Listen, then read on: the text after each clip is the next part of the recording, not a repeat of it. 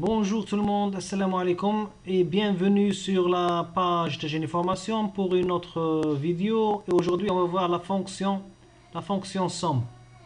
La fonction somme qui nous permet de faire la somme de plusieurs plages, soit côte à côte ou bien éparpillées. On va prendre un petit exemple pour illustrer le fonctionnement de la fonction somme. Ok, ici on va faire la somme de ces 5 tests. Et bien sûr le marquer ici. Il y a plusieurs façons pour le faire. Soit en écrivant, on fait appel à la fonction somme.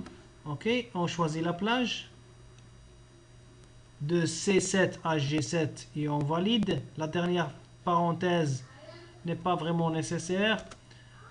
Voilà, c'est 5610. Et pour le reste, on clique sur le poignet de recopie pour générer le reste du calcul. Ça, c'est la première façon de faire.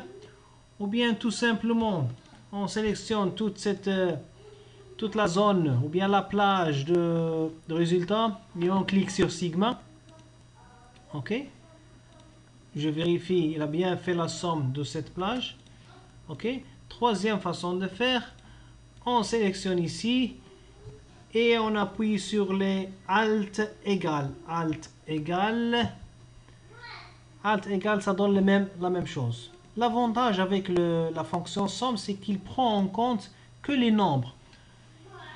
Ici, dans cette ligne, on a un absent. Ok? Il a pris, un absent c'est un texte, il n'est pas pris dans le compte dans la somme. Ok? La preuve, si on sélectionne, si on maintient la touche CTRL enfoncé et on sélectionne les cellules, on voit que la somme ici, c'est 56,1. Il n'a pas pris absent en considération. Au contraire, si on écrit la somme, on le fait manuellement, c'est-à-dire on va faire égal ça plus ça plus E7 plus F7 plus G7. C'est vrai, ça donne la même chose. 56, 56. OK? Mais ici, il y a une erreur. Parce que dans cette formule, il a pris la cellule E13 en considération. D'où l'avantage d'utiliser la fonction somme et pas faire la somme manuellement. OK? En plus, si on a plusieurs colonnes, on ne va pas s'amuser à faire colonne par colonne.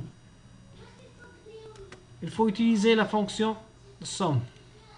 Voilà, merci beaucoup pour votre attention et à la prochaine vidéo.